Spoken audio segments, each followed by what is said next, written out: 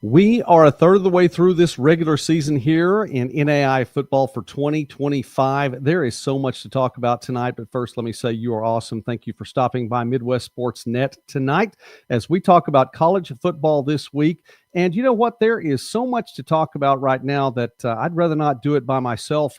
Third of the way through the season, I want to bring in someone else who knows a thing or two about NAI football, and that is Jason Dannelly from the Victory Sports Network. He is right here on YouTube on Sunday nights at 6 p.m. Central. You can check out his show, NAI Football with Dannelly and Donnelly, and they have a lot to talk about small college football in its purest form. I think that's one of the best ways to describe it right now. Jason, first off, thanks for coming on the show with tonight. Joey, it's always a pleasure to touch base with you and get a chance to be on your show, but obviously following everything that you do throughout the year. It's absolutely great the way that you promote small college, NAI, not just football, all the athletics. I'm seeing you interviewing volleyball coaches and soccer coaches. It's great, man. It's awesome. It's that time of year. Hey, listen, and I know that you know because Victory Sports Network does the same thing online. It's not just football, of course, football time of year, but man, it's a fun volleyball time of year too. And we can talk about that another time. But that's been on the radar a lot lately as well here for the channel. But college football this week. Third of the way through the season, Jason, and it just seems like it's flown by as we're going to preview a little bit later on games to take place for the weekend of September 27th. But a third of the way through the season, if you look at the coaches' rankings, and they've come out already, and the top 4 or 5, probably where everyone thought they might shake out at this time of year anyway, are there some teams that stand out to you that really have moved up maybe a little bit farther than what you might have thought? Yeah, well, and first thing I want to point out is the coaches have definitely done, the right thing with Benedictine and Morningside playing early in the year. It's always my fear they drop one of those teams out of the top 5 or out of the top 6. I think we know that the top 4 right now in NAI football is definitely the top 4. But you're right, you get through spots 5 through 10, and you kind of scratch your head a little bit to say, okay, who's really for real here? And, Montana Tech is one that's really popped up for me this year. I did not think they would win their opening game against Montana Western, even though they had that game at home. And they really put it to Western early via special teams and running the football. They did it a week later against Carroll, and they went on the road last week to a very good Southern Oregon football team. And they were limited running the football, and they decided they were going to throw the ball for, 3 touchdowns, and Levi Torgerson would have 222 yards receiving and, several touchdowns in that game. So Montana Tech is one that definitely has piqued my interest this year. Indiana Wesleyan is right there. I think we'll learn a lot about them this weekend in their game with Marion. And then I wouldn't say out of the clouds, but definitely out of the top 25 to start the season. Lindsey Wilson has played some really good football to start this season. Their win over Texas Wesleyan raised a few eyebrows in week 1. Then they beat St. Thomas.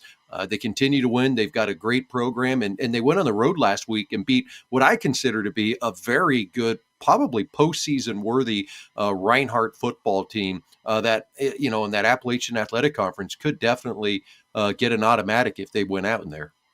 Yeah, Lindsey Wilson did it with a player who started the year as QB2, with Tate Rice coming in, and he's done nothing but be stellar. Yep. For the Blue Raiders. No question about that. You mentioned Levi Torgerson, who may actually still be scoring touchdowns from last week. We don't know, unless somebody might be keeping up with that. I'll check with their SID here in a moment. But he's one of those names that really has risen over the course of the first 4 weeks worth of games here during the regular season. Tell us about some other names that stand out to you.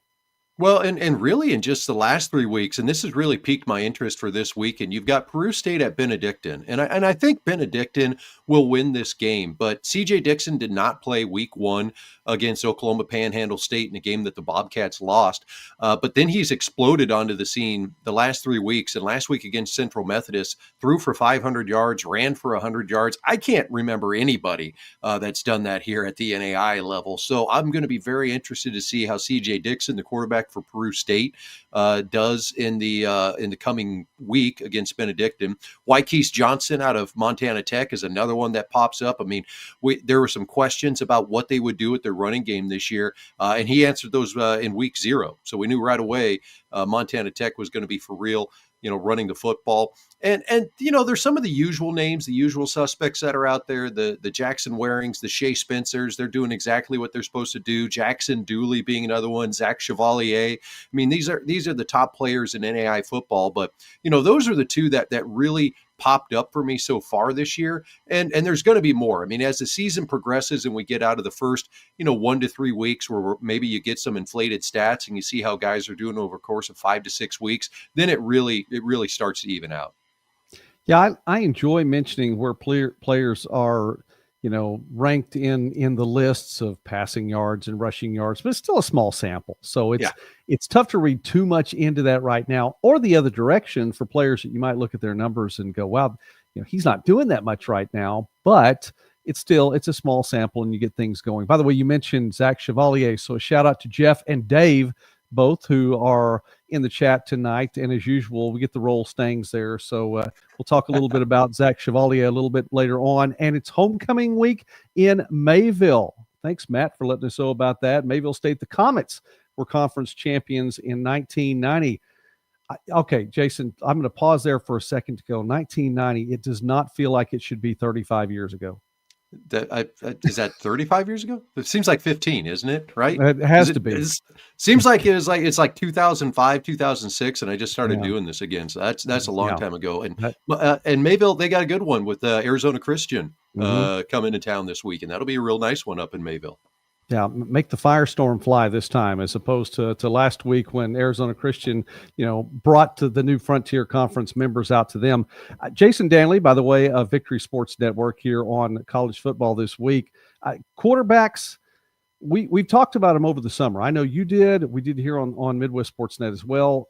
A lot of quarterbacks that were returning to their teams, and just as you said, the usual suspects. Tell us a little bit about quarterbacks that have stepped up this year that maybe weren't, that didn't start for their teams last year. Well, I think we've kind of talked about it a little bit with Lindsey Wilson, with the kid, the Rice kid, starting the year at number 2, and he has led that team the last 3 games. And then the same thing happening in the same conference with Campbellsville. We were looking at Jagger Gillis on the preseason list being one of the best quarterbacks in NAI football, and Jet Engel has stepped up in his absence as Jagger Gillis has been out the first couple weeks with an injury. And you watch how that Campbellsville team has played, and man, they have not missed a beat. They've beaten some very good football teams this year. And he just continues to play really good football for the Tigers, who are trying to win a Mid-South Conference title. You look at those guys and you just kind of say, yeah, those are the ones stepping up. The name is escaping me now. I had it in my brain. But the new quarterback at Southeastern, the Fire, down in Florida, he has really stepped up and played well. He's athletic. He runs the ball well, and he throws a really nice ball as well. We saw that in that Reinhardt game earlier this season when Southeastern just pulled away from the Eagles and showed, man, they're going to be a contender in the NAI this year.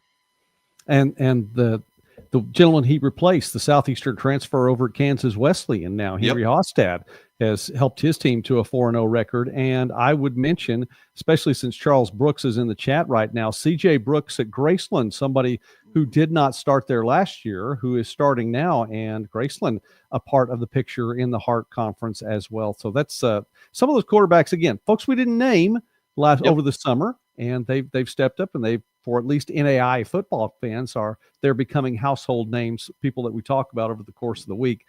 Jason, on your site, which is victorysportsnetwork.com. So we'll give the shout out to victorysportsnetwork.com. You have to check it out because there's a lot of NAI coverage, not just football. Of course, it's football season right now, so we talk about it here. You mentioned this week, you had some games that you felt like were premier games, but there were also a couple of teams that you hadn't quite figured out yet. And again, to be expected, third of the way through the season, but tell us about a couple of those teams. Yeah, I think it starts with Indiana Wesleyan. I'm not quite sure where they're at. They've lost one game, obviously, to Kaiser at home to start the season, but they've won since then, and they eked one out against Olivet Nazarene. And I can't quite can't put my finger on where that team's going to end up this year. Now, I think if you're an Indiana Wesleyan fan, you're hoping that maybe you have a rocky regular season this year and you get through winning out, but maybe it's a little closer because they haven't performed in the postseason quite the way that they've wanted to the last couple of years. I really thought, the last 2 years, in fact, when they were going into the postseason, 10-0, that this was a team that could vie for a national championship. And they got bounced out of the postseason before they got to the semifinals. So Indiana Wesleyan is really one of those teams that I haven't quite been able to figure out. Another good matchup this week, Dickinson State and Montana Western, two teams that I'm still filling out. Montana Western's defense has maybe not been as crazy good as I thought they would be this year. They're still very solid, but they've given up some points. And on the other side of that, you've got Dickinson State, who offensively just has not been able to get it going. And that's been a team that has just really prided themselves on physical run, physical play, a great offensive line. And last week against Carroll College, they just really didn't move the ball very well. And Northwestern is another team that falls into that category. They're going to play Dordt this week. And the Defenders have never beaten Northwestern. They're 0-18 lifetime in the short history of their program against the Red Raiders. And this is a week where the Red Raiders have to figure out what type of football team they're going to be. Their quarterback that has played quite a bit the last two games and started in the postseason for them last year, Colby Duncan, has ran the ball really well in the second half against Mount Marty, and then last week again against Dakota Wesleyan.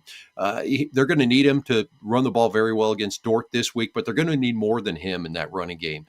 So I think Northwestern has some things to really sort out in a short period of time, as they're going up against a Dordt team that early in the year I thought would be a very good football team, but maybe not at the level of what they had been the last 3 years. And the Defenders have really stepped up and proved me wrong. I'm a guy that'll gladly eat my words whenever I'm wrong, and they have definitely done that this year. And I expect the Defenders to go into Orange City, Iowa on Saturday and get that first victory over that rival program that's just a couple miles down the road from them.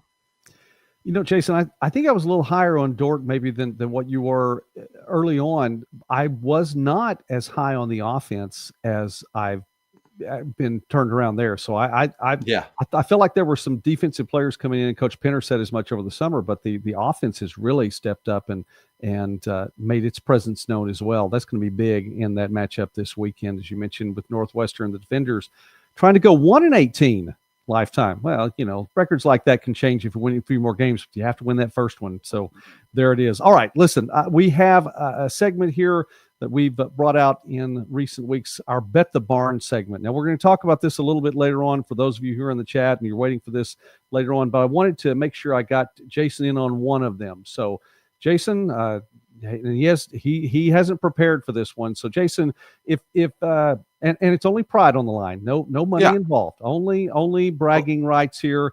The proverbial barn that's on my property that Mrs. Midwest Sportsnet would not let me bet. But if I had to bet something, which way would I go? And I'm going to go back to, you just talked about Indiana Wesleyan and Marion. Big game coming up. Now, last year, it turned into a blowout. Wow. Yeah. I mean, it went wild in a hurry. Indiana Wesleyan 77-21. I do not see that happening. Really, it would take the most unusual of circumstances for that to happen this year. However, here's where we're going to lay the line. And Vegas lays lines to try to get action. So here's where I want to see if we can get some action on this. Marion, Jason, has 18 sacks on the year. Mm-hmm. That's a pretty good number. I believe it's second in the NAI, but that's a pretty solid number. And it rounds out to 6 sacks a game. Okay. Indiana Wesleyan has not given up a sack this year, which I thought was a very, very wild number. I like this. Here's the line then. We're going to put this on the bottom of the screen there. Here's the line. Would you go over under on Marion, knowing they can get into the backfield? Indiana Wesleyan can stop it. Can Marion at least get half of their season average? So over under 2.5 sacks for Marion. Are you going over or under Marion 2.5 sacks? Oh, that's a good line, Joey. I like that. I'm looking at that, and the avid gambler in me is going, ooh, where do you go on this one? I'm going to go with Marion's going to get 3 in this game. I think Marion does it. just for the simple fact that I think we're going to be in a closely contested game. And we're not going to be in a game where, Indiana Wesleyan is going to be able to just run the football out. They're going to need to get Lothey out into space. He's going to get chased around by that defense of Marion. And I think Marion's going to get to him 3 times. I feel pretty confident in that, but we can see how wrong I am come Saturday night. All right, we'll say something about it on Sunday too. We'll have your bet the barn on that. By the way, chat says 2-1 the other direction. Charles is saying take the over. He's with you on that. Matt, Okay. Mayville Matt is saying under, and Jeff is saying take the under. And Jeff, I'm pretty sure believes in the offensive line. I'm just going to throw that out there. I think he's solid on what the offensive line can do, especially there in Morningside too. But we'll talk about them a little bit later on. Jason, really quickly, I've kept you a little bit longer than I said I would. I appreciate you being here. I know you have a lot to do, family and all this other stuff going on. Really quickly, where do the folks find you? Easiest place to find us is victorysportsnetwork.com. Of course, on X, as we have to call it now, NAI football. I never do. VSI, it's Twitter. It's Twitter. It's Twitter. We tweet. We don't post. What are we doing? What are we doing, people? But yeah, victorysportsnetwork.com is the place. You can find it out there. Google NAI football. In fact, Google NAI football, because great interviews like what Joey does all the time show up on there. The guys from NAI F-ball show up there. There's a lot of people that are passionate about this level of college football, and there's just, you can't get enough information on it. So absorb it all, take it all in, follow us all, and check it all out. All right. Jason Dannelly, again, thank you very much, sir, for being here on the channel with us tonight on college football this week. And I hope that you'll come back and see us again, hopefully before the regular season's over with. Absolutely, Joey. Anytime. Just let me know.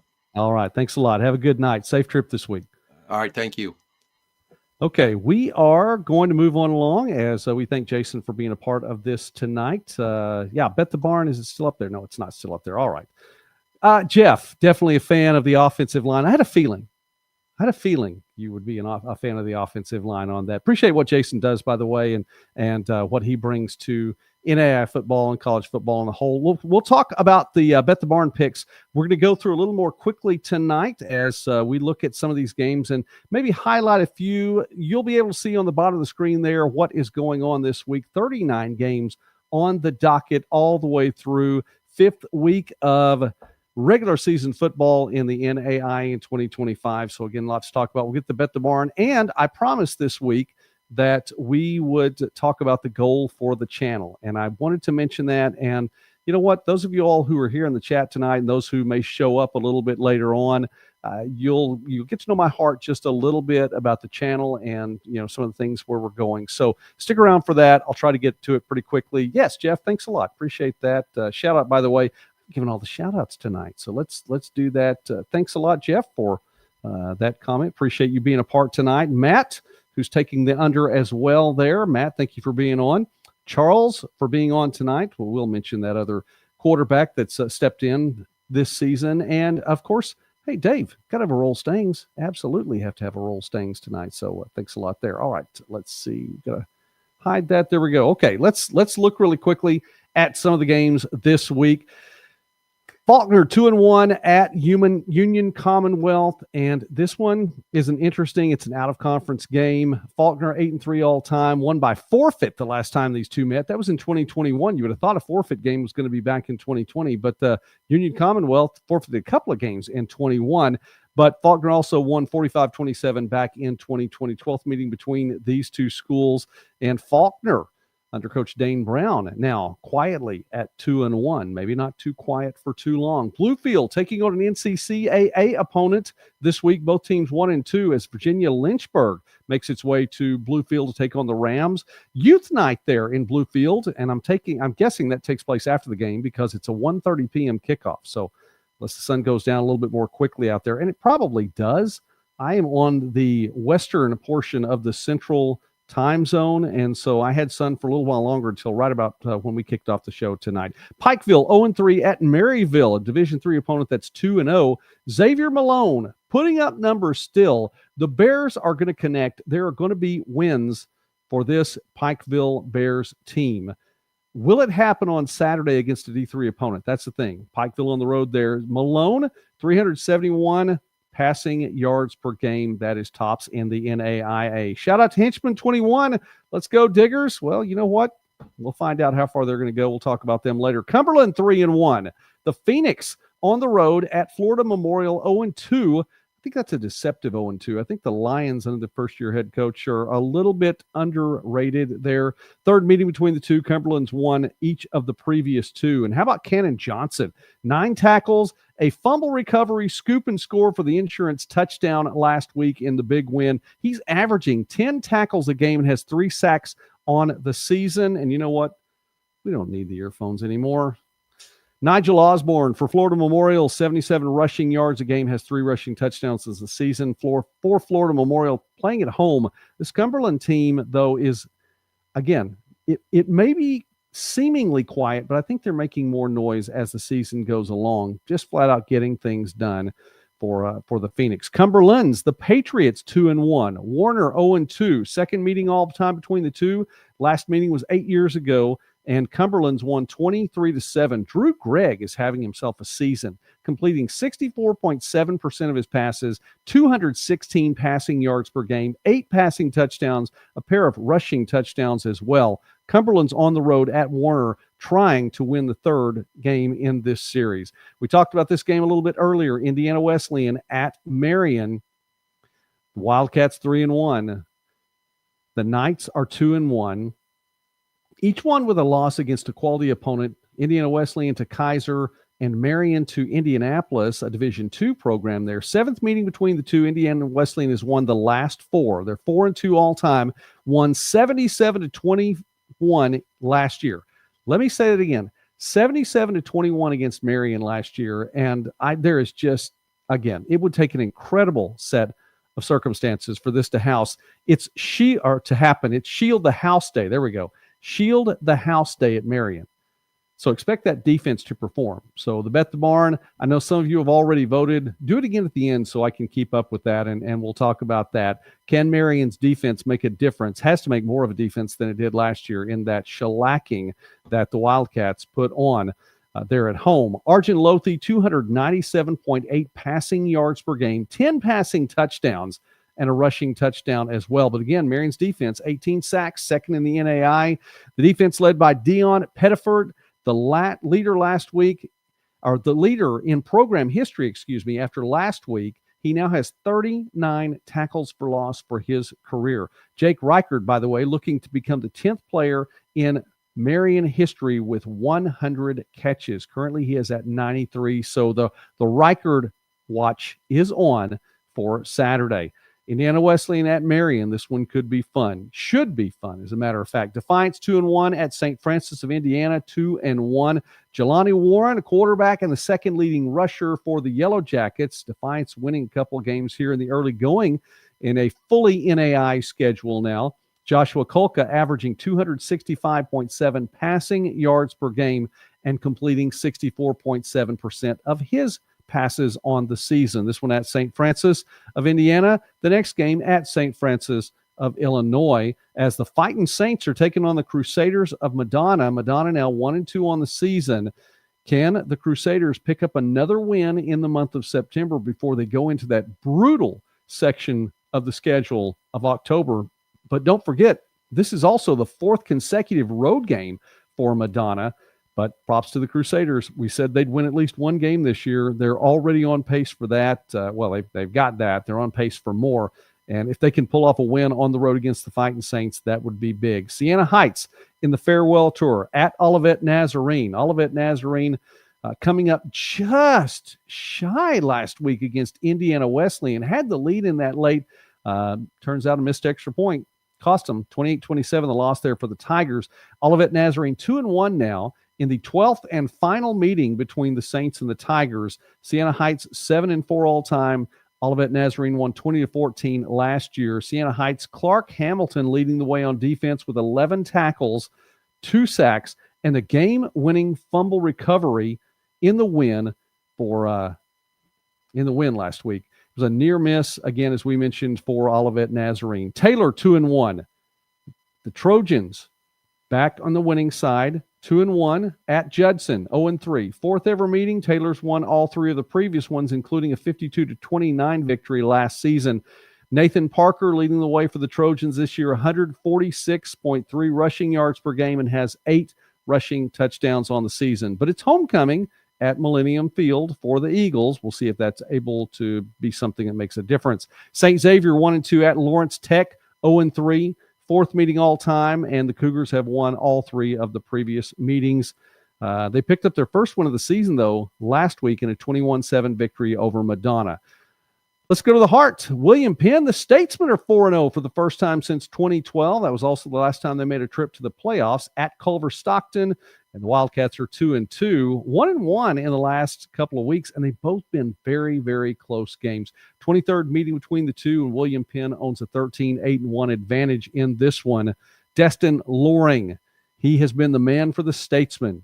8 rushing touchdowns on the season. That's tied for second in the NAIA. St. Ambrose, the Fighting Bees, got the win last week, and boy, did they ever. 82-5 over William Woods for the victory last week. I mentioned that last week. I've never, ever seen that score in a football game before, and we may never see that score in a football game again. Wow, that one's a weird one. Anyway, St. Ambrose is on the road at Grandview. I don't think I mentioned who the Bees are playing this week. Well, that makes a difference in what you're going to pick on this game. St. Ambrose got the win last week by 77. They are heading to Des Moines to take on a team that has not lost in its last 63 regular season games. That's right. The winning streak is now 63 straight regular season games for the Vikings. By the way, those are all Heart Conference games as well. Overall, Grandview has won 17 straight games going back to last year's undefeated national championship season. Peru State 3-1, Benedictine 3-1. Jason mentioned this game a little bit earlier. CJ Dixon, 7 touchdowns, passed for 536 yards last week, both school records, as you might imagine. Peru State had 56 points in its first 3 weeks combined. That was the offensive output. Had 64 points last week alone in a big-time win. Lionel Banks, running back with 21 career rushing touchdowns. That's the next game. Jackson Dooley is now the leading passer for career yards at Benedictine. Sorry, skipped a line there. Let's stay with the Ravens for a little bit longer.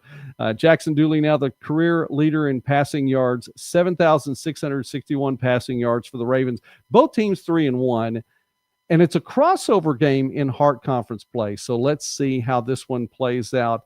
Realistically, let me switch that.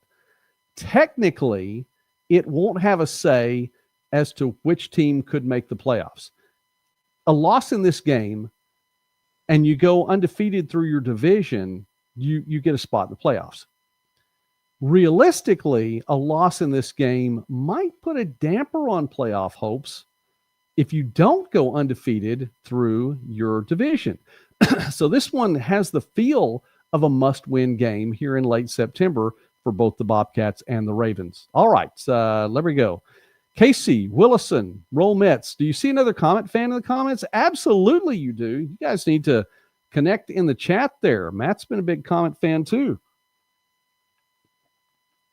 Get some water out of this nondescript cup. And there is a logo on this cup. I do my best to not show it. I'll just say this. It's D1, so forget about that. We're talking NAI right now. Missouri Baptist 1-2. Mid-American Nazarene 3-1. Third meeting between the two. The Pioneers have won each of the previous 2, including a 58-21 victory last year. Don't know if that's going to be the case this year. All right, here's Missouri Baptist. How about Lionel Banks? He's a running back for the Spartans. He has 21 career rushing touchdowns.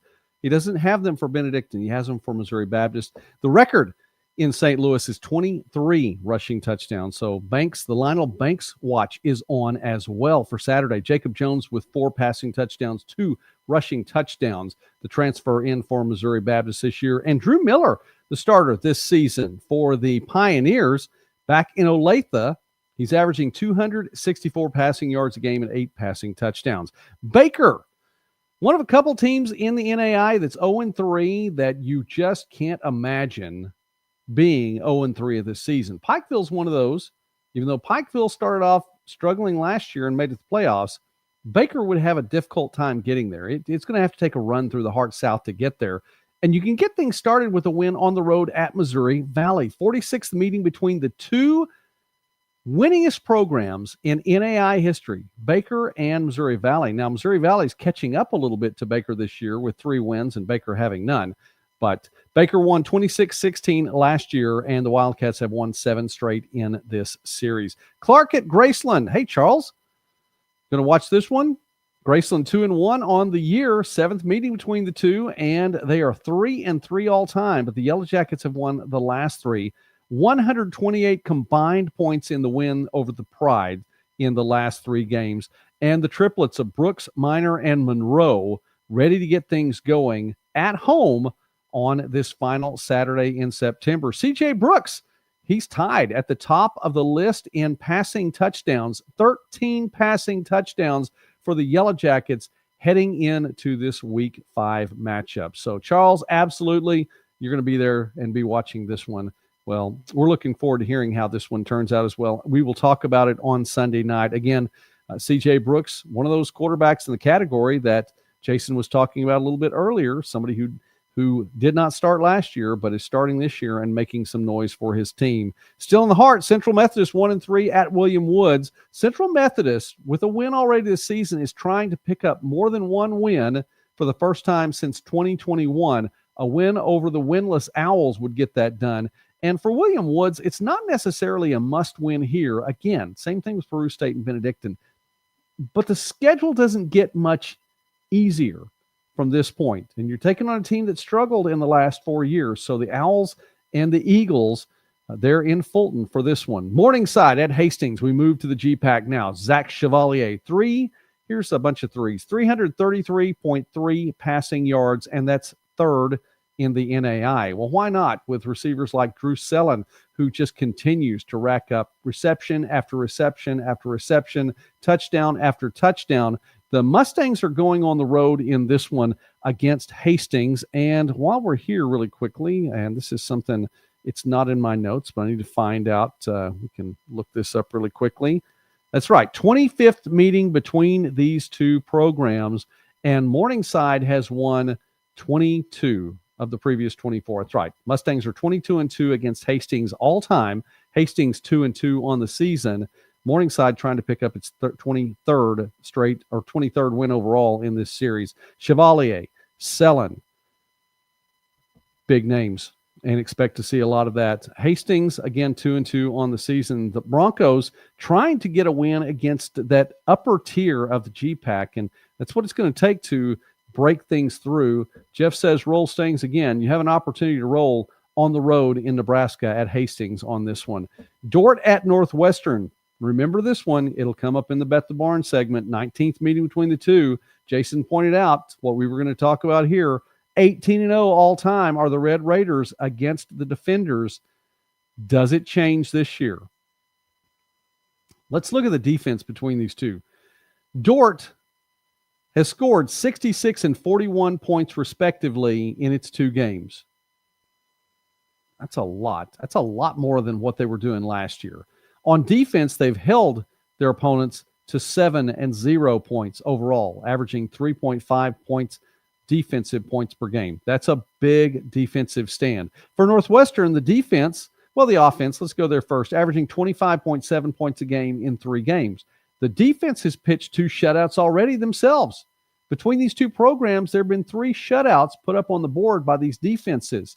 Last year's game between the two was a 3-0 game that Northwestern managed to eke out. We'll talk about this one in the Bet the Barn. By the way, Northwestern in the one loss, though, this year did give up 24 points to Mount Marty. It was a big win for the Lancers. Doane 0-3 at Midland 2-2. 82nd meeting between the two schools. Doane with a 44-37 advantage all time, but Midland won 24-0 in 24, and the Warriors have won 3 straight in this series. How about Concordia? 2-0. The Bulldogs looking to build and work their way up through the GPAC ranks. Again, it's going to take at least one win against a Morningside, a Northwestern, or a Dort. And I think it's going to take 2 wins for the Bulldogs against those 3 You have to run the table in the GPAC from this point. You have to pick up the win against a winless Waldorf team. The Bulldogs going on the road to Forest City for the first time ever in program history. Concordia won 45-7 last year. The Bulldogs, for Coach Daberco, if you run the table and the rest of it, then you look at those and you can't look past. There cannot be look-ahead games. There cannot be let-down opportunities for the Bulldogs. But you look ahead then, we do, because this is the media and we're talking about these things here now. This is our community here on Midwest Sportsnet. You look ahead, Morningside, Dort, Northwestern. If the Bulldogs can get one win for sure or two wins out of those three, the Bulldogs, I believe, would be in the playoffs at that point in time. 10-1, and you get wins over two of those three, I think the Bulldogs are in the playoffs, even if they did not win the GPAC, which I know Morningside fans are saying, hey, we have something to say about that this week, and you absolutely do. Yes, Jeff, big one in the GPAC this week, and Henchman 21, it should be a close game. We'll talk about that in Bet the Barn. Dakota Wesleyan, after defeating, Dakota State in the season opener, 1-3 now. Briarcliff 3-1. This one's in Sioux City. The Chargers looking to go 4-1 on the season if they can. To the KCAC, Ottawa 2-2 at McPherson 4-0. Those Bulldogs, they are rolling right now. 90th meeting between the two. Ottawa 61-28 advantage all time. Tegan Flynn, 7 sacks on the year. That's tops in the NAI for that Braves defense. Can the defense stop Jaleel Brown? That is the question. 8 rushing touchdowns, another player with 8 rushing touchdowns, tied for second in the NAI, and he can do all sorts of things. He can catch the ball out of the backfield. He can run through players. Brown, just an all-around player. This one could get interesting in McPherson. Bethany, 2-2, Southwestern 3-1, 67th meeting between these two. Southwestern's won 7 straight, though, in the competition. That's actually pretty close. Bethany owns a 33-31-2 all-time lead. Jamie Odom, 12 passing touchdowns, 3rd in the NAI in that category, and he has just stepped in where you thought maybe there's going to be a little bit of a gap from one year to the next. Not so much for Coach Griffin. Jamie Odom getting things done. Avila 0-4, Sterling 0-4. Someone has to win. Evangel 3-1 at Friends 4-0. This one is big for a crossover game, and don't think that Evangel has forgotten about the Friends victory last year. Well, Evangel on the road this time, trying to turn things around. The Valor last week against McPherson, Eric Williams and Reed Potts combined for 28 rushing yards. That is unlikely to happen 2 weeks in a row, but against a Friends defense that is very, very strong against the run because they have to play against it every day in their scout routines. My goodness, if you had to play against that running game of Friends every day on defense, you'd find a way to get good against it. So this one could be a good matchup if Potts and Williams can find and right the ship and get things going again in the running game. It's going to be a tough place to do it in Wichita. For Friends, Jace Martin, we try to mention somebody different for some of these teams every week. Jace Martin, the special teams player of the week, opened the game with a 95-yard kickoff return, and that was pretty much it for Friends in the win last week. 4-0 for Coach Terry Harrison. Tabor 1-3. The Blue Jays may be one of the best 1-3 programs in the country. Their losses have been to Southwestern, McPherson, and Friends. It's been a tough little 3-game set for Tabor, and they're on the road at Kansas Wesleyan, and the Coyotes are 4-0 right now. The Matt Middleton era has begun with 4 consecutive victories, so it's going to be a tough place for the Blue Jays to right the ship there. Again, not out of it because Tabor's not played any games in the Kessinger division just yet, but still, you don't want to start the season 1-4 if you can't, but a very good Blue Jays program. Bethel, 0-4 St. Mary. In the 25th edition of this series, St. Mary owns a 13-11 lead in the series, and St. Mary got its first ever win over Avila last week. First win in 8 tries against the Eagles. St. Mary on a winning streak right now, 1-3, and hosting Bethel. Let's move to the Sooner Athletic Conference now. Texas Wesleyan 1-2, Nelson 1-2, 9th meeting between the two. And Texas Wesleyan has won 4 straight in this series, including a 78-19 victory last year. Nelson is Texas Wesleyan's most played opponent. And from Fort Worth, South Fort Worth actually is where they play. And then you go over to the South Dallas metro area for Waxahachie, where Nelson plays. You have a feeling Texas Wesleyan is going to travel well in this one. And this one should be a fun matchup in Lumpkin Stadium. Texas Wesleyan and Nelson both trying to get their second wins of the season. Louisiana Christian at 2-2 in the Panhandle in no man's land in Goodwill, Oklahoma. 5th meeting between the two, and each team has won 2 of the previous 4. Aggies won last year in a barn burner, 48-40. Louisiana Christian's 2-2 on the season, but the Wildcats are 2-0 in Sooner Athletic Conference play. Texas College 0-4, and was 2024 just an aberration, or can the Steers turn things around? Get a chance to do it, but you have to head out to West Texas to do it. Wayland Baptist 1-2 after getting the Pioneers' first win of the season on the road in the heart of Texas at Brownwood at Howard Payne, Division III school there. So trying to see if Coach Inojo's team can carry that momentum into another week and keep Texas College winless. Community Christian College at Arkansas Baptist. The Buffaloes are 2-2 now on the season, looking to pick up a win here and go on to the winning side there at 3-2. Southern Oregon at Dakota State. The Raiders are 1-2.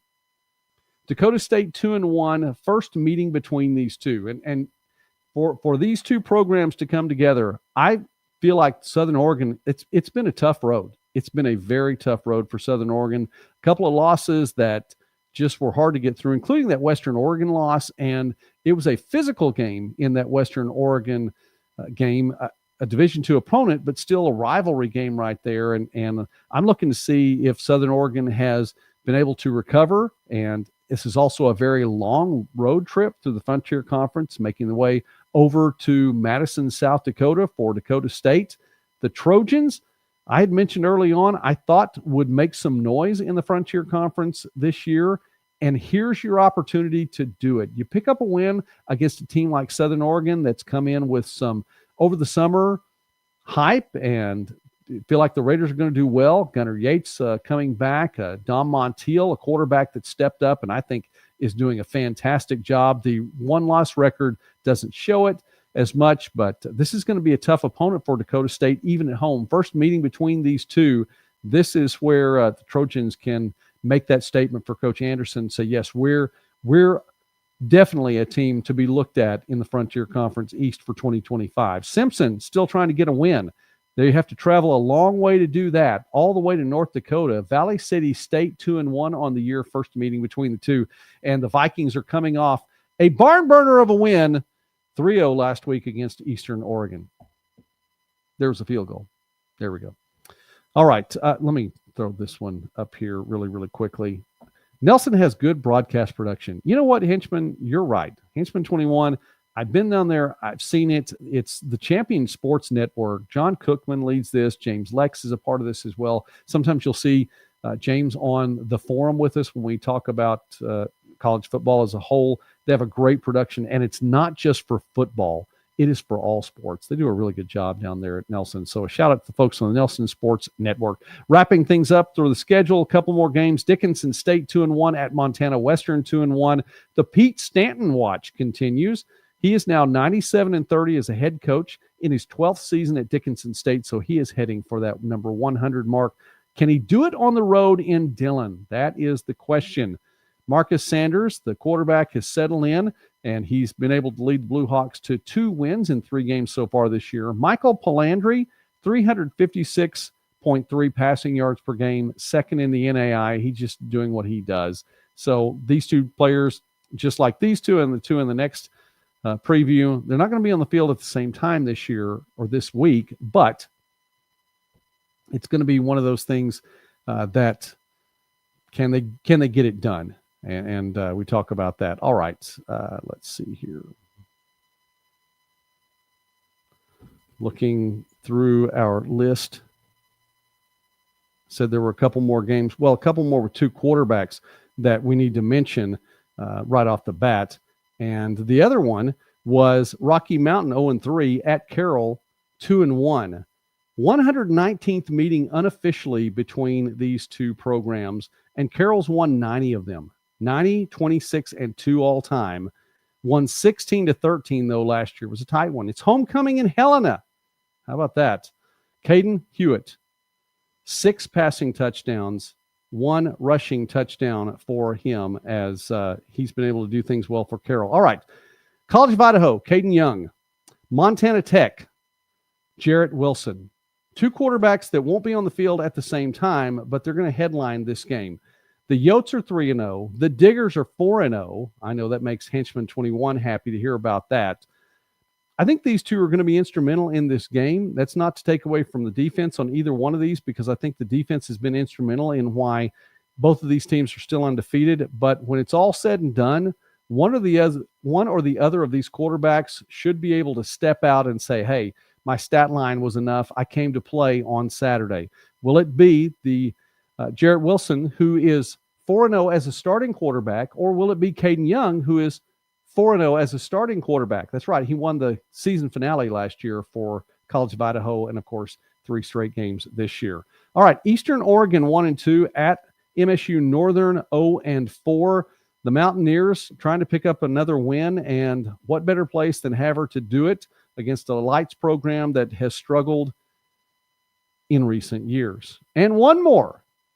It's homecoming in Mayville. You couldn't forget about that. No, absolutely not. We talked about Arizona Christian at the outset, the Firestorm having to go on the road after last week inviting one of those new Frontier Conference teams down to Glendale. Well, the Firestorm leaves the friendly confines of Arizona to make their way up to Mayville. I have to ask for any one of our Comets fans in the chat. I realize it's September 25th today. It's going to be September 27th on Saturday. Is weather even close to a factor in September in North Dakota for a team coming up to play from Arizona? Let me know in the chat. I just have to hear that. Leo, thanks for coming in. Leo's joining very late. That's all right. Appreciate you being here tonight, Leo. Thanks for being a part of the broadcast on the live stream tonight. Henchman, obviously the Diggers are set to win the game against College of Idaho there. So there we go.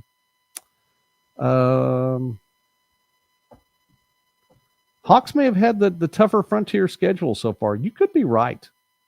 It's been a challenge of a schedule for Dickinson State. But in fact, they're 2-1 right now. It goes a long way, even in that. Henchman 21, if just going to leave this one up there for you. College of Idaho even dreams of a victory. They better wake up and apologize. Oh, that's, there we go. All right, really quickly, it is a Mayville State team that is 3-1. And Coach Larson, I've mentioned it before, love visiting with him on the program. Coach Larson has his team at 3-1. I said Dakota State was going to be someone that you had to look out for in the Frontier Conference East. Mayville State making a case of its own that the Comets are someone to be looked out for. And the only loss on the season is against a Division III opponent. So, and by the way, one of those wins is also against a Division III opponent there. So 2-0 against NAI programs. Let me know, somebody in the chat, if the weather actually makes a difference at this point in the year. All right, that is the entirety of the schedule. I said we get through it a little bit more quickly tonight. So 2 more things that we need to talk about over the course of the evening. Whether you're watching us in the live chat or if you're watching this on the replay, I encourage you to stick around and let us know. Matt, here we go. Let's bring that one back up here. Matt, not this weekend. The weather is going to be beautiful. I wish you well up there for that, Matt. We are still, well, it's been high 80s for the last couple of days, but it's been mid to high 90s in southeastern Oklahoma, and I'm ready for the weather to change just a little bit. So I hope that you have an absolutely, not only beautiful game for beautiful day for a game, but a beautiful day for homecoming and all the festivities in that too. Bet the barn. That's where we need to go right now. Let's look at this really quickly and see what would it mean. What would you bet the barn on? Of these particular lines right now, what would you bet the barn on? Well, I've told you about the carriage house in the back that Mrs. Midwest Sportsnet. I mean, I'd have to be sure of it. I'd have to be very, very sure of it. And the way that we put these lines up each week, just like Vegas, we put the lines up there to try to get some action. And I'm not sure if the barn were real, and a turkey leg as well, Charles, if the barn were real, if I'm going to be sure about any one of these, I think they're all pretty fun. So if you've already put in the chat, go ahead and put your guesses back in the chat with this. So the first one we know is on here. And let me know over under Marion. Go ahead and let us know over under Marion on this one. Marion, 18 sacks so far this season. They're averaging 6 sacks a game for those of you who are just tuning in. Indiana Wesleyan has not given up a sack at all this year. None. This many. So the over-under, the line is, for our Bet the Barn segment, the line is, would you go over-under Marion 2.5? That means over, they're just getting at least half of what they've averaged this year. Under means you think Indiana Wesleyan's offensive line and Arjun Lothi going to stay away from that defense and less than half of what Marion's been doing. So some of you all, if you voted already, vote again, but let us know it's going to be with Marion. So, because we're going to have to check these later on. All right. Let's see here. We'll put them all up. Let's run through there so we can see it. So you're on record then. You're on record. Henchman says over. Matt says under. Jeff under. We knew Jeff would because Jeff's big time in favor of that offensive line. Charles says not only over, but it's going to be exactly 3 sacks. Casey at the under. Dave with the under. Henchman, you're only betting the shed. You got to bet the barn, dude. Leo, under 2.5. And Dave, let's see. Rhodey's going to throw the quick routes. He's going to well, okay, yeah, going to stay away from that. I get it. And you have some experience with Rhodey as a quarterback there in Morningside, right? Charles, one will be an accident. The other two will be earned. It's fair. Sometimes accidents happen to the positive. All right. We'll take that one off there. Let's get ready for the next one. Here we go. This one's a fun one. This one is a fun one. I think they're all fun ones, but I like this one here. We're going to stay with this one. Should make Henchman 21 happy. We talked about Levi Torgerson. The Frontier Conference player of the week, and the dude had 222 receiving yards last week. He had 4 receiving touchdowns. But you know what? He scored on a kickoff return this year. He scored on a punt return this year, both touchdowns. Same game, by the way. He's also had a passing touchdown this year. So here's the prop bet. Here's your Levi Torgerson prop bet. We have a feeling he's going to score a receiving touchdown. Prop bet. Let us know. Over-under on Levi. Over-under on Levi. Will he have a non-receiving touchdown in this game? Passing, rushing, kickoff return, punt return. I mean, he might even pick up a fumble return and score with that.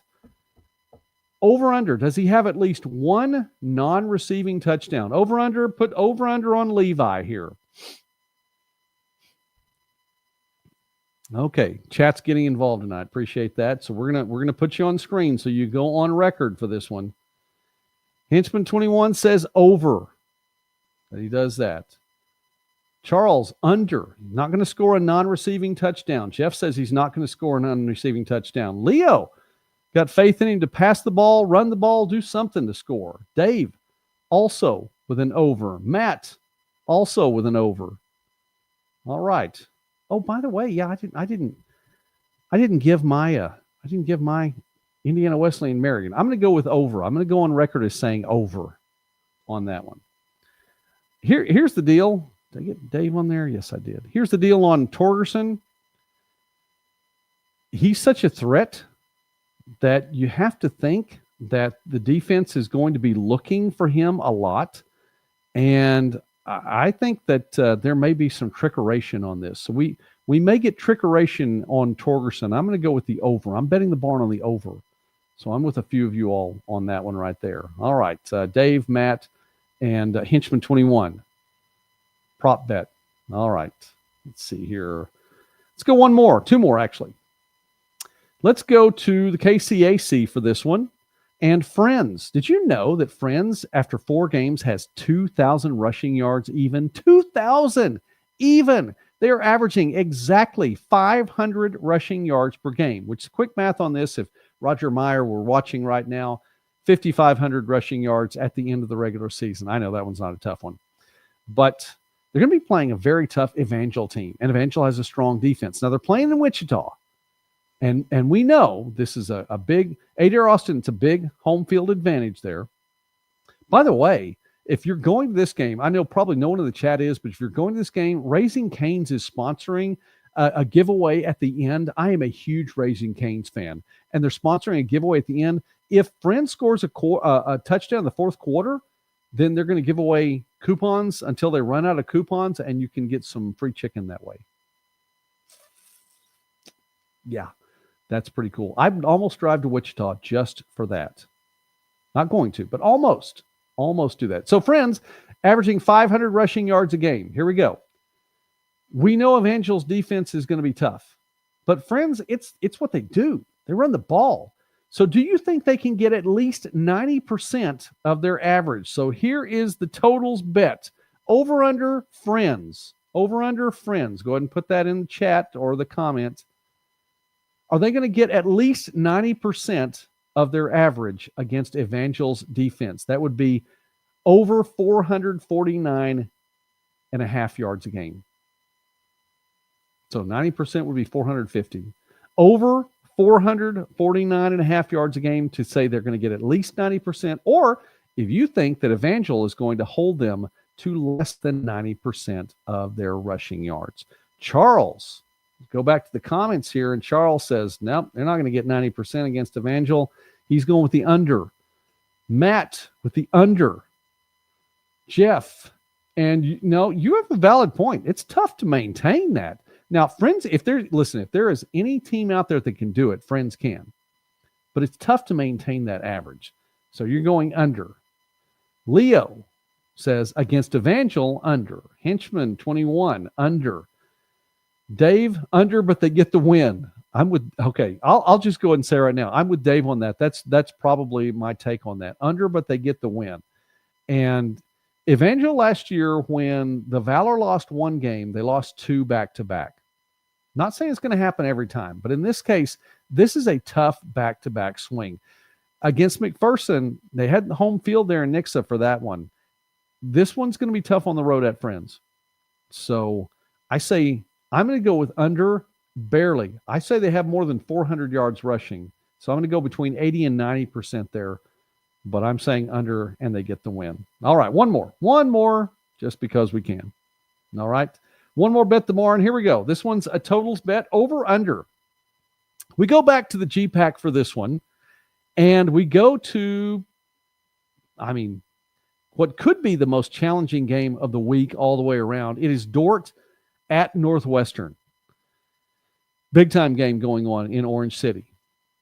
And the winner of this game takes a step so much in the right direction for the GPAC schedule. Now, Morningside, I know you still have to play these teams, but this is a big step for one or the other of these programs. For Dordt, it gets rid of the offer in the series. You don't have that offer anymore. It at least be 1 win in 19 tries. And with Coach Penner, this is a program, if you watch some of our previews during the summer, it just continues to go up, up, up, up, up, up, up. This could be a big win for Dordt. Last year held Northwestern just 3 points and still lost.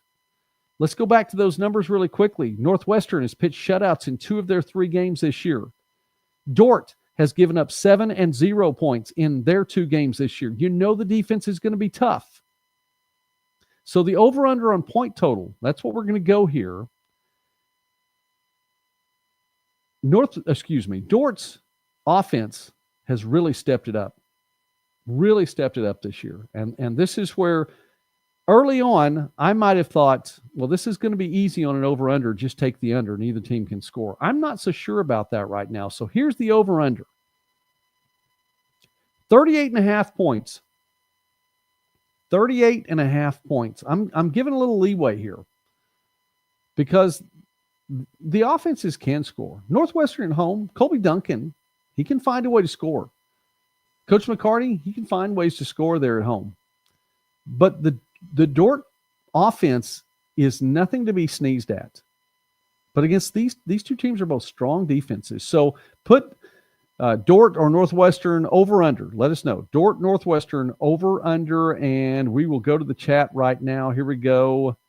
Dave, right back in it. Under 38.5 points. Very good. Jeff, slugfest and under. Charles, under. Leo, under. Wow, nobody taking over on 38.5? Man, I thought that line would get some action there. Give it just a little bit longer here. Two more. We got Matt. Matt saying under. Henchman, the only person to go over. You think they're going to score more than 38.5 points combined? I think that's fair. All right. I'll give you mine really quickly, and we'll wrap up this second segment. Wow. Because we're at the hour mark right here. All right. I'm going to go with under. And I put that line right there because I thought it might get more action than it did. And I still think it could be a 21-17 game. And there you go, Henchman 21. Give me that's why you think over, because you're giving that score. I think this could be a 21-17 game. These defenses are both very strong, and the whole thing could turn on one play, one turnover. As a matter of fact, the whole thing could turn on one play or one turnover. So there we go. I'm going on record as having the under on that one. So we'll talk about this on Sunday nights. All right, everyone's still with us in the live chat. Let me wrap this time up really quickly, and I'm going to share my heart with you all just a little bit as we bring this episode of college football this week to a close, and we can do it without the Bet the Barn going on right there. All right. I said that I would tell you a little bit about some of the goals this season. I'm going to tell you one of this season. Well, it is this season. It's 25-26. It's this year. And goals for the channel. And one of them is this. We do have some goals for subs. And we want to grow the channel, and it is growing right now. I mean, every day it's been growing. And the views for the month of September have just been, there have been so many of them. And it's been big, and I've had fun in the chat with you all. It's been a lot of fun. I think we have a great community here. For those of you who are watching us live, even those that maybe watch this on replay, I think it's a good community. And we love talking about the positive and building one another up, and just building up the programs in AI football and all that we have going on. I mean, it's just been, I think it's been a lot of fun. And so here's the goal for subs for this year. We had a goal long ago to get to 1,000, and we finally did. And it was really cool, and we celebrated, and it was a neat thing. And then we got to 2,000, and I thought this is something. I think we have something big here on the channel. I think the channel is a good place to be. And so our goal, and it's a lofty one, is to try to get the Midwest Sportsnet YouTube channel to 5,000 subs by the end of this year. And I realize that could be a lofty goal, but I think it's a good one, because I think that we have a good thing here. I think we have something good going on here. College football this week has been a lot of fun to do that show. Our summit broadcast, that's a lot of fun. We're almost to episode number 500. We have Midwest Sports Saturday, where we go on the road to different places and do, just a show there to promote, NAI Division II. We're actually going to be at a Division III campus in just a couple of weeks. Never done Division III before, and we're going to be there. But we love talking about small college sports and more here.